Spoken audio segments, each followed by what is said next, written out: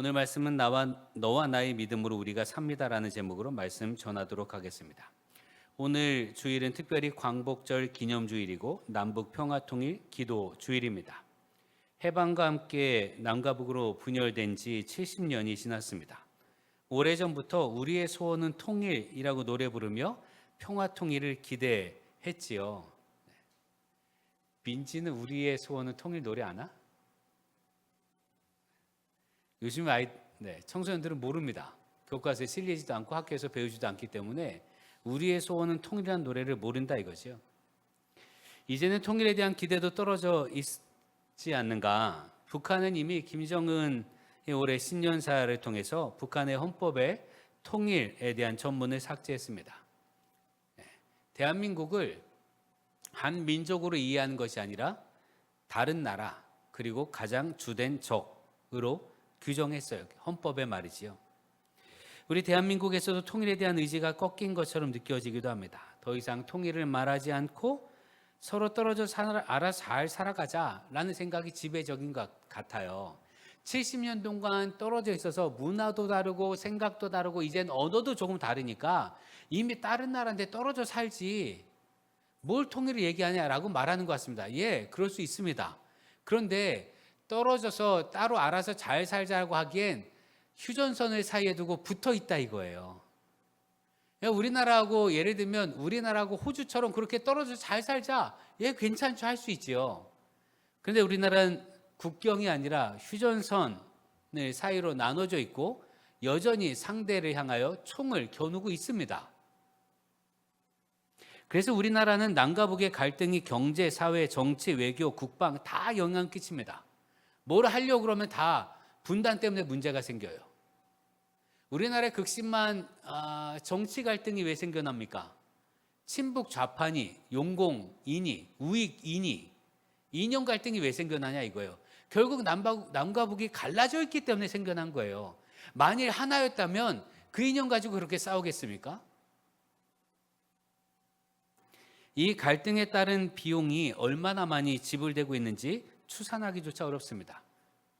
여러분 그냥 통일을 꿈꾸는 혹은 이제 이 갈등, 이 분단 상황을 유지하기 위해서 분단 상황에서 우리나라를 지키기 위해서 지불되는 어떤 비용이 군사력만 있는 게 아니에요. 휴전선 어떻게 정비하느냐 이런 것만 있는 게 아니고요. 이걸 위해서 예를 들면 외국의 군대 혹은 미군 주둔하잖아요. 미군 주둔 비용을 우리가 대지요. 뿐만 아니라 무기를 사지요. 어디 그뿐입니까? 예, 대외적으로 전 세계에 우리나라가 정통성이 있고 옳고 통일을 해야 된다. 북한의 이런 위협은 제지돼야 될 대상이다. 라고 전 세계의 지지를 받기 위해서 얼마나 많은 로비 자금이 들어가는지 몰라요. 정치는 다 로비 자금입니다.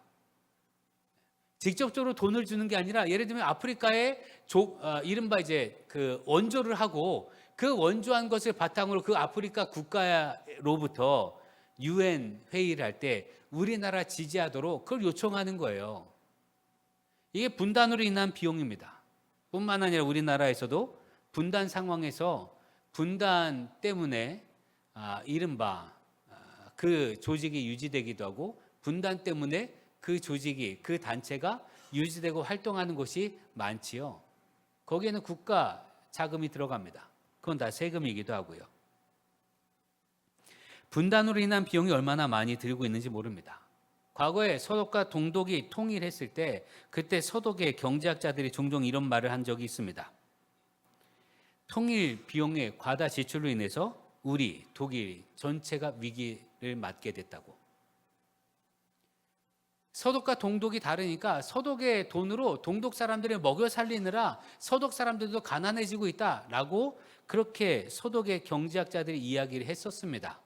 그러나 실제로는 분단 비용이 들어가지 않게 됐고요. 거기다가 통일로 인한 시너지를 통해서 독일이요 유럽에서 가장 강력한 국가예요. 경제력으로도 그렇고 정치력으로도 그렇고 군사력으로도 그렇고. 그래서 지금 유럽연합에 독일이 입김이 가장 강합니다. 독일이 뭐라 하면 다 해야 되고요. 독일이 반대하면 아무것도 이루어지지 않습니다. 그 힘이 어디에서 나느냐? 통일밖에 없어요. 서독과 동독으로 나누었던 그 나라가, 여러분 독일 같은 경우는요 1, 2차 세계대전을 통해서 패망했잖아요. 패전국이어서 전쟁 배상비를 얼마나 많이 냈는지 모릅니다. 그럼에도 불구하고 세계 강국이 될 수 있었던 건 통일 하나예요.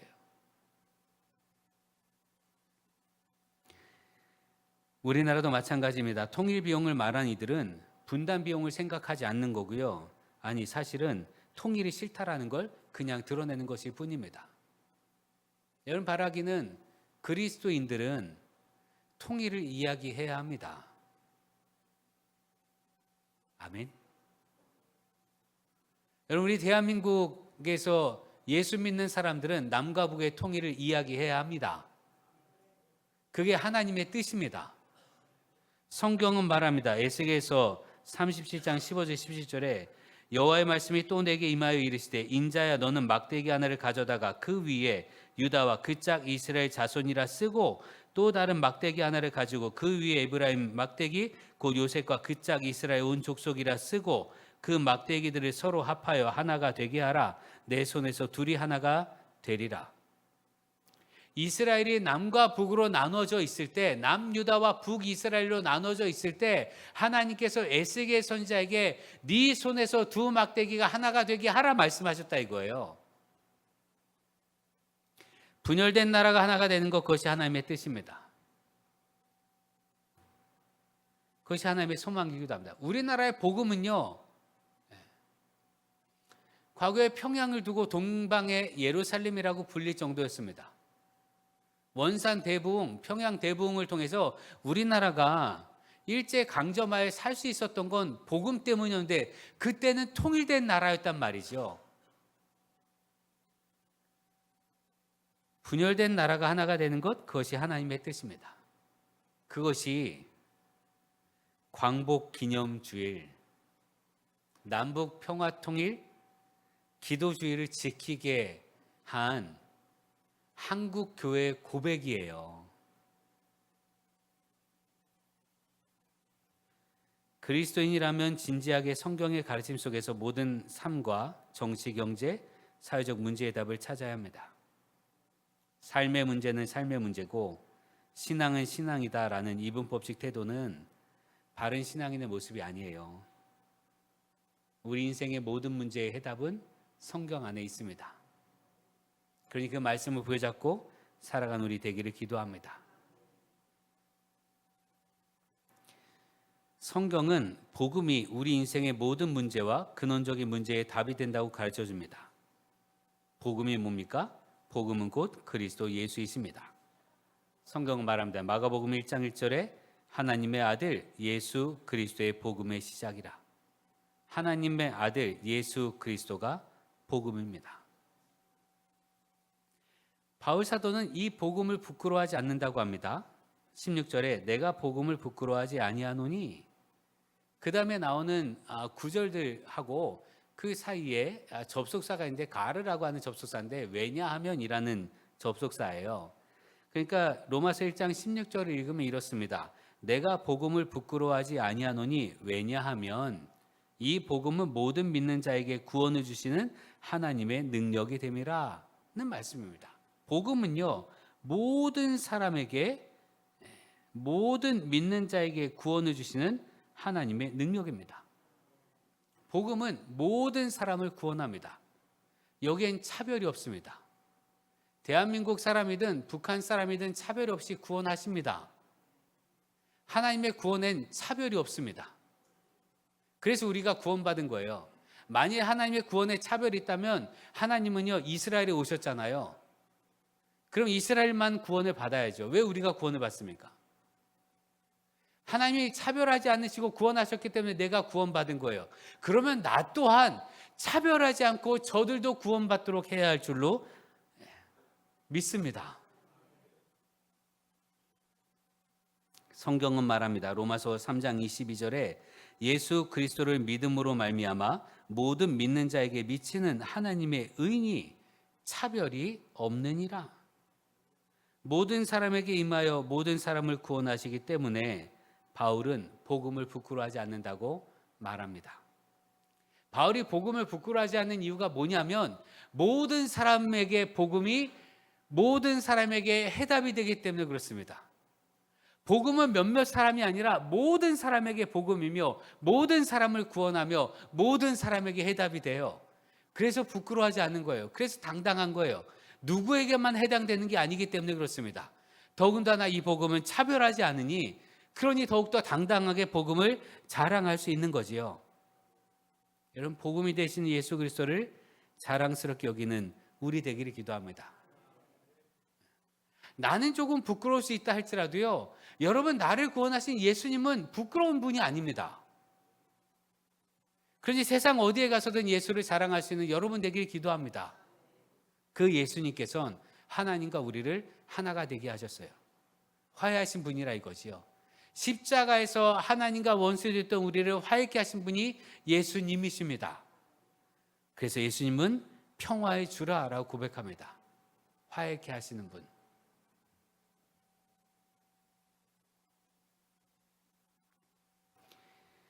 복음이 절대선이고 복음이 절대 행복입니다. 내게 완전한 선이며 완전한 의가 되시는 복음이 있다는 것, 이게 얼마나 행복한 일입니까?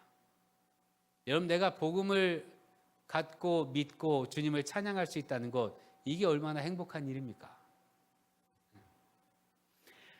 제 모교회 선배님이 계신데 일반 직장 생활을 하다가 뒤늦게 신학을 전공하시고 신학을 배우시고 그다음에 감리교 목사님이 되신 분이에요. 지금 삼남 지역 부산에서 목회하는데, 그분이 이제 목회 신학을 공부하고 그러고 나서 이제 너무 은혜가 되니까 그래서 집에서도 찬양하고 집에서 성경 읽고 막 이랬단 말이에요. 근데 그분이 신학을 전공하겠다고 결심하고 나서 집에서 독립해서 방을 하나 얻었는데, 그 바로 옆집에서 사는 사람이 하는 말소리가 다 들리는 방이에요. 그러니까 그 선배님이 하는 말도 그 옆집 사람이 다 듣습니다. 방 안에서 얘기하는데 다 듣는 거예요. 그러니까 아마 벽이 베니어판 정도로 하나 막여진 그런 방이었던 것 같아요. 그런데 옆집에 사는 분이 믿는 사람이 아닌데, 옆집에 사는 분이 음악을 하는 분이에요. 작곡가. 아마 트롯을 작곡하는 그 작곡가인 것 같은데, 이 선배님이 그 은혜를 받고 매일 집에서 찬송을 부르고 매일 집에서 성경을 읽은 거예요. 매일 말이지요. 그러니까 다 들린다고 그랬잖아요. 이 매일 들리는 그 병 너머에서 하는 찬송을 매일 듣고 병 너머로부터 들리는 성경을 매일 들은 이분이 그걸 듣다가 믿게 됐어요. 그래서 그 이후에 그 선배님하고 같이 교회 나왔단 말이에요. 그리고 교회 나와서 한 달쯤 다니면서 그 전엔 이 음악을 하는 분이라고 했잖아요. 음악을 작곡하는 분인데, 이 선배님하고 처음 교회에 나오게 될 때, 교회에 나오기 전에 처음 나오게 될 때 교회를 오는 길에서 그렇게 얘기를 했대요. 전사님이 부르는 찬송이 너무 좋아서 너무 은혜로웠다고. 그러면서 이런저런 얘기를 하고 교회를 왔다는 거예요. 그리고 한 달쯤 지났어요. 그러더니 이 새로 믿은 이 작곡가가 선배님에게 하는 말이, 전사님, 제가 찬송을 몰랐으니 전사님이 찬송을 엄청 잘하는 줄 알았는데 엉터리로 불렀더만요. 내내 엉터리로 부른 거야. 음이 사실 제가 아는데 그분 찬송 못합니다. 그렇게 찬송 못하는 분이 어떻게 목회를 잘하고 계신지 잘 모르겠으나 목회를 잘하고 계셔서 이번에 뭐 감독 선거로 나오신다고도 해요.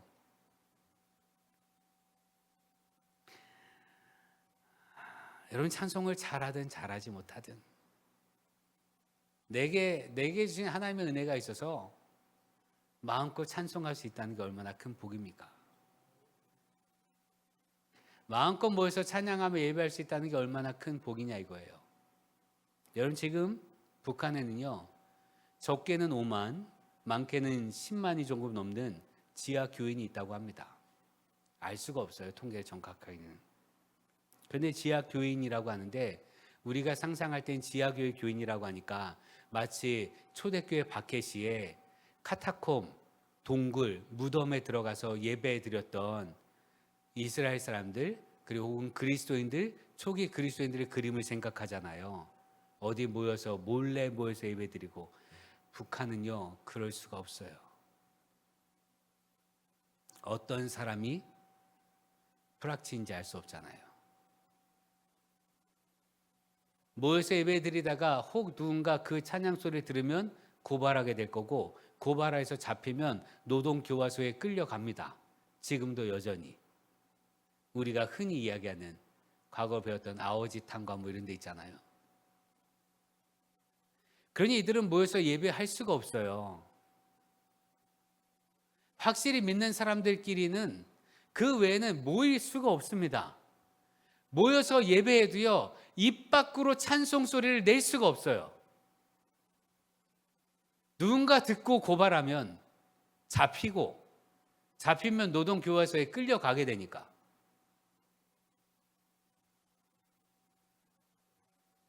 지금 이들은요, 마음껏 찬양하고 기도할 수 있기를 갈망하며 혼자 속으로 찬양하며 혼자 몰래 성경 읽습니다. 우리에겐 이렇게 모여서 예배드리고 찬양하는 게 일상이잖아요. 이것 때문에 말입니다. 모여서 찬양하고 예배드리고 싶어서 숨어서 눈물로 기도한단 말이에요. 그리고 먹고 살기 위해서 기도합니다. 말 그대로 배급이 되지 않아서. 김정은도 울면서 북한 주민들에게 용서를 구했던 것처럼 함경북도 그쪽에는요, 배급이 안 된단 말이에요.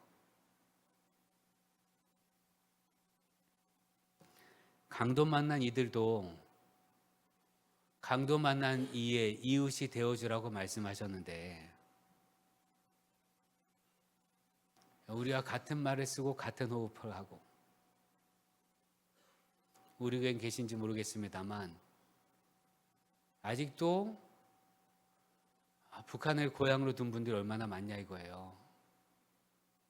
근데 거기서 굶주려 죽어가고 있고, 찬양도 마음대로 하지 못하고, 예배도 마음대로 드리지 못하는데, 그런데 우리가 통일을 포기해서야 되겠습니까? 여러분, 다시 한번 권면드립니다. 한국의 그리스도인은 통일을 기도해야 합니다.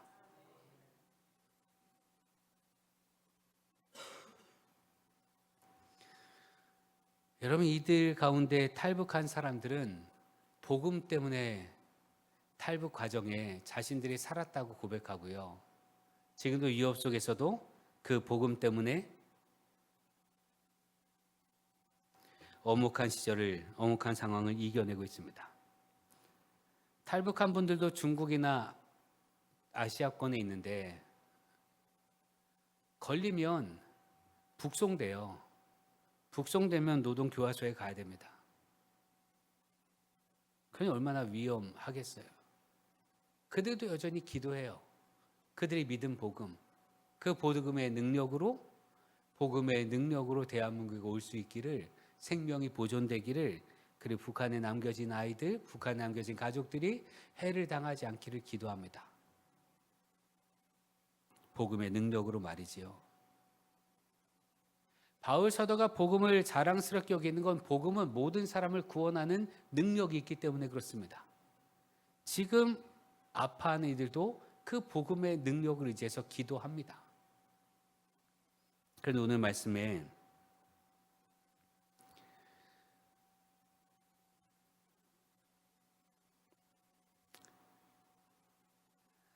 바울이 말합니다. 내가 복음을 부끄러워하지 아니하노니 이 복음은 모든 믿는 자에게 구원을 주시는 하나님의 능력이 됨이라. 모든 믿는 자에게인데 먼저는 유대인에게요, 그리고 헬라인에게로다 라고 말씀해요. 유대인과 헬라인을 나눴어요. 왜 나눴을까? 로마 교회의 유대인과 헬라인 사이에 갈등이 있었기 때문에 그렇습니다. 로마 교회가 세워진 건 유대인들 때문이었어요. 여러분, 유럽 사회에 예루살렘, 이스라엘 외에 다른 지역에 교회가 세워진 건 다 유대인들이 세운 겁니다. 애초에 복음이 전파될 때 디아스포라 유대인이라고 하지요. 이스라엘에 살지 못하고 흩어진 이들이 있어요. 뭐 고린도나 빌립보나 혹은 로마나 이런 데 흩어진 사람들, 그 유대인들은 다 회당을 지었습니다. 회당이라고 하는 것을 만들어서 그 회당에서 율법을 배우고 연구했어요. 그래서 복음을 전하러 가면 제일 먼저 어디로 갔느냐? 그 회당으로 갔어요. 왜요? 알고 있으니까. 우리나라 선교사들도요, 해외 어느 선교지를 나가든 맨 먼저 하는 사람이 그곳에 혹시 한국 사람이 있는가 하는 거예요. 그 한국 사람에게 그 나라의 문화를 배워야 되고 그 나라의 언어를 배워야 되고 하기 때문에 그걸 먼저 찾습니다. 없으면 우리나라를 알고 그 나라를 아는 사람들을 찾지요. 통역관들 같은 사람들 말이지요. 그런 것처럼 디아스포라 유대인이 있는 곳에 복음이 전파됐고 디아스포라 유대인들이 예수를 믿음으로 교회가 세워진 거예요. 그런데 유대인들 가운데 예수 믿는 사람도 있고 예수 믿지 않는 사람도 있었습니다. 예수 믿지 않는 사람들은 사울처럼 혹은 유대인들처럼 바리새인과 사두개인처럼 예수 믿는 사람들을 박해했어요. 그러니까 그 지역에 있는 회당에 유대인들이 모였는데 싸웁니다. 뭘로? 예수 믿는 것과 믿지 않는 걸로 말이죠. 특별히 로마는 이게 더 심했던 것 같아요. AD 49년 역사가 수에토니우스가 클라우디우스 황제의 생애라고 하는 역사서에서 뭐라고 기록하고 있는가 하면 로마에 있던 유다인들 사이에 크리스토스 때문에 분쟁이 끊이지 않았고 항상 폭동이 일어났기 때문에 황제가 칙령을 내려 유대인 모두를 로마에서 추방하였다라고 기록하고 있어요. 역사적 사실. 유대인들이 그리스도 때문에 늘 분란이 일어났고 폭동이 일어나서 황제가 아예 명령을 냅니다. 유대인들은 로마에서 나가라. 그래서 로마에서 유대인들이 쫓겨납니다. 그럼 로마에 있는 교회에는 누가 있을까요? 유대인들 다 쫓겨났어요. 헬라파 그리스도인들이 교회를 지킨 거예요.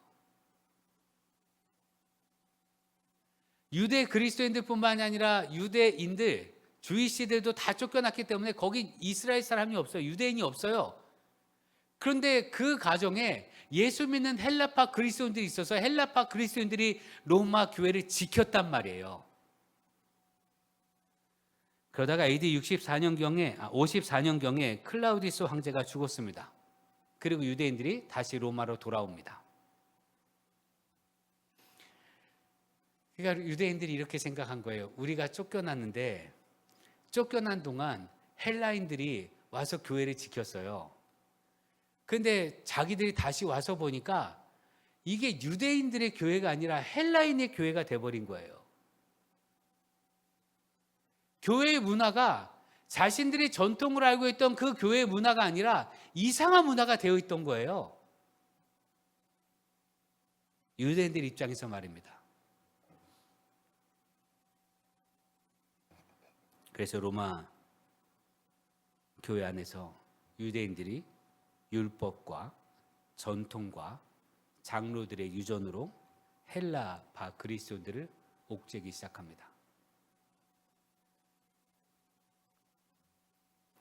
그 상황에서 쓰여진 복음서가, 그 상황에서 쓰여진 성경이 로마서예요. 여러분, 로마서는 복음의 진수라고 사람들이 말하죠. 로마서를 읽고 많은 사람들이 회심했고, 웨슬리도 로마서 주석 서문 오직 의인은 믿음으로 말미암아 살리라, 이것 때문에 내가 구원받은 건 내 행위가 아니라 나의 믿음, 오직 그 믿음만 보시고 주님께서 나를 구원하셨다, 이것으로 웨슬리도 회심합니다. 종교개혁이 일어났던 마틴 루터도 오직 의인은 믿음으로 말미암아 살리라, 이 한 말씀 가지고 베드로 성당의 계단을 무릎으로 올라가다가 그 자리에 일어나서 95개조 반복문을 쓰고 붙이고 종교개혁을 이뤘단 말이죠. 그런데 로마서를 쓴 바울은 복음이 무엇일까? 복음의 진수가 무엇일까? 복음은 이것입니다. 진짜 복음은 이것입니다. 내가 사람들에게 참된 복음, 예수를 온전히 전해줘야 되겠다라는 생각으로 로마서를 쓴 것이 아니라 로마 교회에 갈등이 있었단 말이에요. 유대인과 이방인 그리스도인들 사이에. 다 같이 이방인 그리스도인도 예수를 믿고 헬라인 그리스도인도 예수를 믿는데 다 같이 예수를 믿는데 갈등이 있단 말이죠. 그래서는 안 됩니다 하면서 쓴 게 로마서예요. 왜요? 복음은 원수 간의 화해가 복음의 능력이기 때문에 그렇습니다. 여러분 지금도 북한에 어떻게 해서든 복음을 전하려고 합니다. 탈북한 목회자들, 탈북한 사람들은요, 북한에 있는 사람 가족들하고 전화 통화해요. 전화 통화 가능합니다.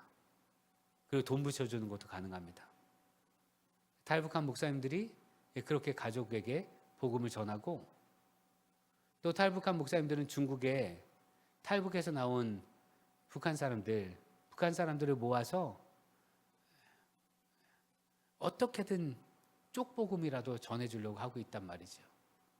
왜 그럴까요? 복음이 능력이 되기 때문에 그렇습니다. 북한 정권이 무너지는 건 복음으로 무너질 수 있지 힘으로 무너지지 않아요.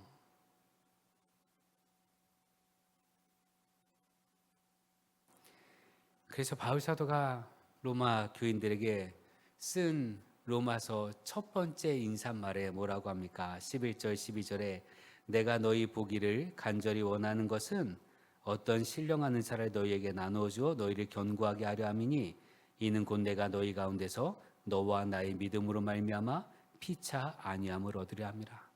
내가 복음을 다시 전할 텐데 그 복음으로 나도 너도 서로 위로를 받자.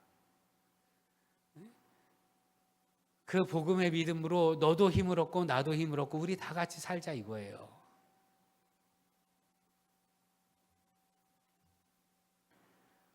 복음에 하나님의 의가 나타나서 믿음으로 믿음에 이르게 하며 오직 의는 믿음으로 말미암아 살게 하십니다.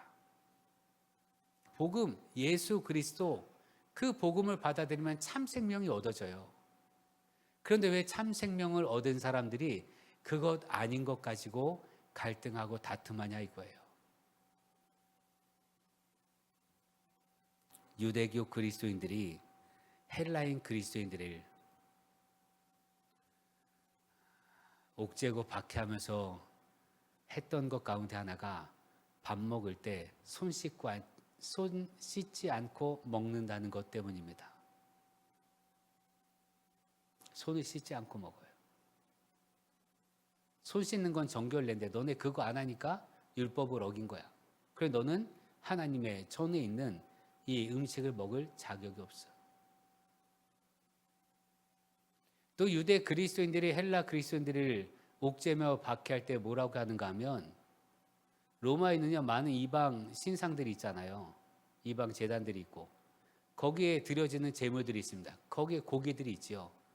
이방 제단에 우상에 바쳐진 고기는 다시 꺼내서 팔아요. 시장에서. 그런데 할인해서 팝니다. 싸게. 왜요? 제사상에 올렸던 고기니까.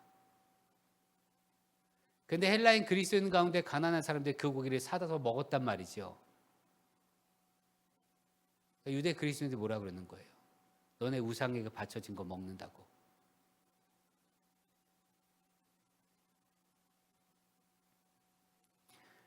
우리가 구원받는 유일한 조건은 예수 그리스도를 믿는 겁니다. 그 외에 다른 건 조건이 되지 않아요. 그런데 다른 걸 가지고 사람들을 옥죄냐 이거예요. 신앙생활 하는데 내가 갖고 있었던 경험, 내가 해왔던 경험, 그거 소중하지요.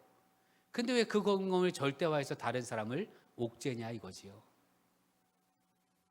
로마 교회가 그랬어요. 그래서 바울 사도가 복음에는 하나님의 의가 나타나서 믿음으로 믿음에 이르게 한다. 복음엔 예수 그리스도의 하나님의 의가 나타나서 우리로 하여금 믿음에 이르게 한다. 그러면서 뭐라고 합니까? 오직 의는 믿음으로 말미암아 살리라. 이 말씀이요. 오직 의는 믿음을 가져야만 산다라는 의미도 있지만 그렇게 해서 의인된 사람이 나타나는 삶, 표현된 삶, 사라지는 삶은 믿음이어야 한다는 겁니다.